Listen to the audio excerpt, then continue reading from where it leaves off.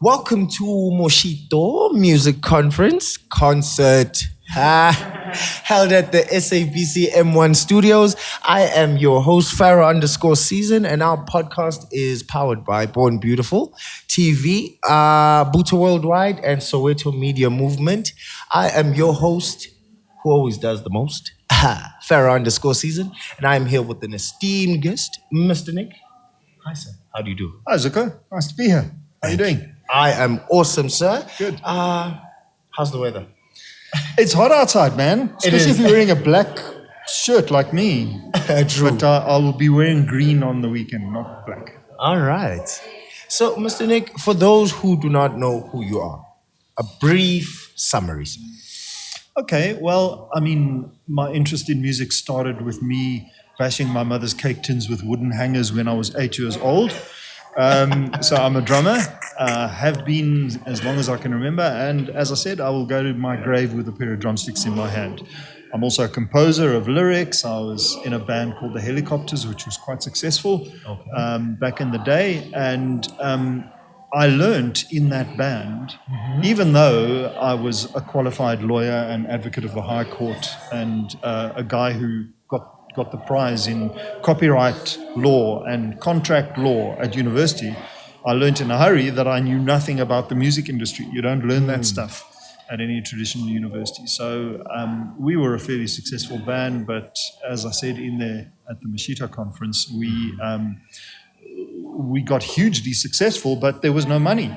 And the band were looking at me and saying, "Okay, Mr. Fancy Lawyer, what do we do?" Yes. And I had no idea, because you don't learn this stuff at Wits. You see, the music industry has its own conventions, its own language, its own principles, its own way of doing things. And there was no book in my day, so my band became my first client. I went to see the publisher and I said, "Where's our money?" And he said, "What money? Are you talking about your mechanical royalties, your performance royalties, your synchronization royalties, your repro royalties? What are you talking about? Wow. Which royalties?" And I had no idea what he was talking about. And the same thing happened with the label, the same thing happened with the manager. And really, when I look back at those contracts that I signed in those days, I'm embarrassed, because today I'm the music industry contract guy, you know? You're the guy to go to. Yeah, and it was just embarrassing what I signed in those days. So I'm grateful to say that these days there's a book, which I've written about this, because it took me many, many decades of starting with my own band, and then Mango Groove, who also got ripped off, and then Simpiwe Dana and Sipho Hot Six Mabuse and Mac the Knight, and all these bands came to see me. And so I learned. I made a lot of mistakes. I gave them a lot of advice which was right, a lot of advice which was wrong, but I learned and I learned and I learned over the decades. And eventually I went back to education, which is my great love, as well as music and law. And we've got a college called Academy of Sound Engineering, where I teach all this stuff that I've learned over the years. I wrote a book. Wow. And What's that the book is called? it's called South African Music Law, Contracts and Business, the Smart Musician's Guide on How to Make Music into Money in South Africa and Overseas. Wow. Okay. And I give a course at the Academy of Sound Engineering, and that course is literally that: music business, royalty streams, business models, trends in the industry, how to make money out of the music industry, then very importantly, copyright, without which you cannot make money in the music industry. And thirdly, contracts, how to negotiate a recording deal, a publishing deal, artist management deal, clause by clause by clause. Some of them you might end up doing yourself, and we show you how to do that also, how to run your own career. Some of them you might want to farm out, but you need to sign a good contract, not one of the bad ones. So we show you how to do that. Wow. What a breakdown. What a breakdown. So, sir, would you encourage people to attend sessions like such as we've had today? Because, at the end of the day, what I'm picking up with all the guests I'm interviewing is the ability to learn. And a whole bunch of people are very stoked about going a certain direction, but with no information, you know? Do you think that these workshops are available to everyone? I think they're, first of all, available to everyone, yes. perhaps not as well publicized as they might be, but there are several music conferences which happen in South Africa. Moshito is one of them, and possibly the best known one. I think it is absolutely crucial that people come to them. I think it's crucial not only for the knowledge that you get, but also because of the networking. You know, I just walking off that stage now, I've had at least, I don't know, 15 people come up to me, ask me for my email address so that they can interact with me and get more knowledge, you know. True. So it's crucial. You know, as I tell my students at Academy of Sound Engineering, you need three things to succeed in the music industry. Okay. Those three things are A, musicality and talent. Okay. Now, I can't give that to you. Nobody can give that to you. Only God gives that to you. But it must be taken to the next level. We take you and hone that musicality up to the next level. It's important to know how to play MIDI keyboard. It's important to know how to read music. It's important to know how to communicate with other musicians in the studio. It's vital. So the first thing is musicality. The second thing you need is music industry technical knowledge. How to use this microphone. How to work in a studio. How to work the equipment. Not only studio, but pre-production, post-production, live, how to work that equipment, particularly studio equipment. Okay. Now, that's because the days of signing to a record label are gone. Right. You know, they don't sign you and take care of that stuff for you anymore. What they do is they wait and they look to see what portfolio of finished recordings you've got under your belt and how successful you've been. And then they come and sign you. So it's not even really a choice whether to sign to a label or not anymore. You need to do it yourself. Wow. So you need that second thing, which is technical knowledge. And the third thing you need, which is what I teach, is the business side. Contracts, copyrights, royalty streams, how to earn money out of the music industry. If you've got those three things, there's no reason why you should not succeed. If you're missing any one of them, you absolutely will not. Wow. Now, how long did it take you to harness all no, let me rephrase that. How long did it take you to acquire the knowledge that you have now? Now I'm aging myself, right? No. At least, let's see, it started in the late 80s. So there was the 90s, the 20s, the 2010s, 40 years. 40 years. Yeah. That's how long it took me. Because there was no book in my day. I see. There was no course in my day like I'm giving now at the academy. There was not even the internet. And listen, the internet's always wrong. Okay? Yes. Go to Auntie Google. Number one, she'll give you the American answer. Number two, it's even that answer's wrong. It's wrong. So she can't be trusted. So, you know, there was no book in my day. I ended up, through mistakes that I made and just consulting to the industry, writing that book. Wow. So today, there are books. There are courses. Go and do them. Learn. Because if you don't know the business side, if you don't know the technical side, and if you're not musical enough, you're not going to make it. If you have those three things to an acceptable level, you can and will make it. Wow. And what does make it mean? Okay. It doesn't necessarily mean you've got the Lamborghini. No.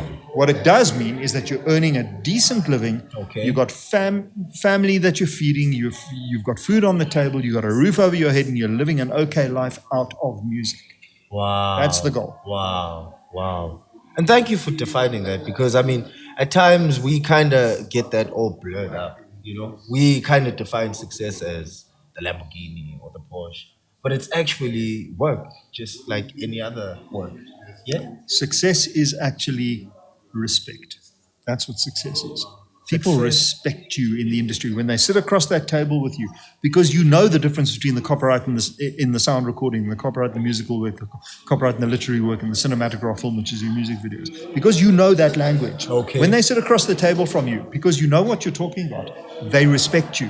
They don't even try to rip you off. They don't even try it, because they can tell from the language you're using, this guy knows what he's talking about, or this lady knows what she's talking about. And respect. Okay. With respect comes money.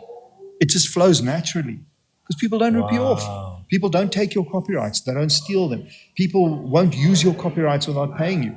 People will pay you for the use of your copyrights if you negotiate the right deal. And when you're using the right language and you have the knowledge base behind you, that respect fills the room. And then guess what? You walk away from that meeting the guy who's making the money. Man. I heard someone say that, but I didn't understand just how deep that was. He said, I'd rather have people respect me than love me. Because if they love me, they, play around with my stuff. Wow, that is But if they profound. respect you, They then they will pay for it. true talk. True talk. So now, sir, in your view, where do you see the vision, the industry in 10 years? Well, I was just saying in there, in the Moshito conference, that something very major happened at the end of 2021. Okay. Now, I read a thing called the IFPI report every year. The IFPI report stands for the International Federation of Phonographic Industries. That's the recording industry worldwide. Okay. That's the music recording industry worldwide. Okay. Global body. Okay, and they give a report every year called the IFPI report. I've been reading this thing for 25 years. Okay. And it's like always South Africa's just a little footnote, or, we're on page 33 and they mention Southern Africa, and, we were just nobody. Yes. Until 2021. I read this report again this year, as I do every year, and all of a sudden I see a page comes up, Sub-Saharan Africa. So Okay. what? We are now recognized as a territory by the IFPI. So we're not the little 1.5%, 2% guy anymore. Okay. We are now a real territory. Now, remember, Sub-Saharan Africa includes Nigeria. Oh. Okay, so it's Nigeria and South Africa, and we are going neck and neck. It's either Cubs that are small on our side, or it's Davido and Wizkid and Burna Boy on the other side. Wow. But we are jockeying Yes. for position. Okay, True. but within Okay. the two of us, because there's Tanzania and Malawi and Zimbabwe and all the rest, but Yeah. truly, it's Nigeria and South Africa. Yeah. We are now recognized as a territory by the IFPI. That's the first thing. I'm going, why? Because of growth. Interesting. Okay. Guess what happened in the 2022 report? What We happened? now got a fat page, double page in the IFPI report, and it said there 34.7% year-on-year growth. 34.7%. Guys, there's not Yeah. an industry in the world that grows 35% year-on-year. No. The South African recording music industry did. Wow. We are the next big thing. And this is projected to continue until at least 2030. Okay, what does this mean? Okay. It means, number one, that we're the new territory. We are the new territory because China's gone, dude. Okay. America's gone a long time ago. Australia's gone. South America's gone. Europe's gone. China was recently gone. Yes. We are the next big territory. Guess what? We have the highest penetration of smartphone usage of any continent in the world. We've all got 2 and 3 smartphones. True. Okay? True. And number 2, 51% of our population is under the age of 26. Yes. That's you guys. Yes. And those guys listen to music. Okay? So we are the next market. We are the next see. big market. The whole world cannot wait to get stuck into Africa because we are the next territory market. Okay, that's number 1. But number 2, the rest of the world wants our music as well. We're the next source as well. Okay. What am I talking about? I tell you, I had meetings with a guy called Mark Moreau Okay. towards the end of last year. Now, Mark Moreau was the CEO of Island Records, who are universal in Europe. Okay. Mark signed Cat Stevens, U2 for the Joshua Tree. And guess what? Okay. Bob Marley. No He way. signed Bob Marley, dude. He nearly lost his job over signing Bob Marley. His boss was the great Chris Blackwell, who's like a legend in the music industry. Chris Blackwell actually fired Mark Moreau for signing Bob Marley. He said, "What are you doing signing this dreadlock, dope-smoking, long-haired, hippie dude from Jamaica? Are you mad?" Yeah. And Mark said, "I'm telling you, he's the next big thing." And somehow Mark held on to his job, and of course Bob Marley became the next big thing. Okay. You know what he said to me? I had several lunches with him last year when he was out here. He said to me, "Nick, the next big thing is coming from South Africa." I said, "What do you mean?" He said, "The next Bob Marley is coming from South Africa." Wow. So what are you talking about, dude? We've had Lucky Dube and we've got a few reggae guys, and, we're great, but really? He said, I'm not talking about reggae. Reggae. He said, "I'm a piano, look at Master KG. Afro house, look at Coffee. Yes. Afro pop, Afro jazz. Hip hop. And not only that, you know what he said to me? He No. said, Afrikaans rock. I'm going, really? And he says, who do you think the biggest artist is in Belgium? I said, I don't know, some Belgian guy, I suppose. He said, no. Oh, snap. He said, no. Steve Hofmeyer is the biggest artist in Belgium. Wow. I'm going, what? You're joking. I'm not joking. He said, I'm telling you, this Amapiano thing in particular, that is what the world wants. They want these South African sounds that to us are old hat. To us, it's like we hear an Amapiano song, we hear Jerusalem, or we think, okay, whatever. No, to them, it's new. And he even phoned me a couple of weeks ago and said, I'm coming out again in July. Have you got some students, some artists set up? I'm going to sign the next big thing. And you know what? When you think about it, he's right. Look at what Jerusalem did. Exactly how they consumed it. The whole world wants it, dude. They want our music. The next big thing is coming from South Africa. This kind of 34% year-on-year growth that I spoke about is happening. And it's happening now, and it's happening for the next 10 years. The world wants our music. There's the message. Oh, my word. My word. Give you another example. Yes. There's a guy called Trevor Rabin. Never heard of him, right? No. But he was a big pop star in South Africa. He was in a band called Rabbit. Okay. I And think I've heard of Rabbit. they were like the big pop band in the 80s. Okay. Other than the band I was in. Yes. And so Trevor Rabin, he leaves. He goes to London. He ends up now. He grew up loving a band called Yes, which is a band that I love also. It's progressive rock. I know it's probably not what you guys are into, but it's prog. We call it prog, progressive rock. Okay. Yes were the world's greatest progressive rock band. They fell on hard times. They had no hit albums. Members were leaving. They got hold of Trevor Rabin, who had just gone to London, and they said, why don't you come, we'll do something in the studio. And that became the album 90125, which became the biggest selling album of Yes's career. And this was the biggest prog band in the world, okay? He wrote their next 4 albums, which turned into their biggest 4 albums ever. You know this. You must surely know the song "Owner of a Lonely Heart." Owner of a Lonely Heart. That's Trevor Rabin. Okay, dance hit, everything. Okay, so then he becomes the biggest Hollywood film score composer. Jerry Bruckheimer's movies, Con Air. You watched Con Air, right? That's Trevor Rabin, Joburg boy. Okay, I'll tell you another story. There's Trevor Jones, another Trevor. Okay. Trevor Jones grew up in District 6 in Cape Town. He had no shoes on his feet. He had nothing. But he was so musically talented, he won a competition in Cape Town to go and study at the Royal College of Music in London. But he couldn't get there.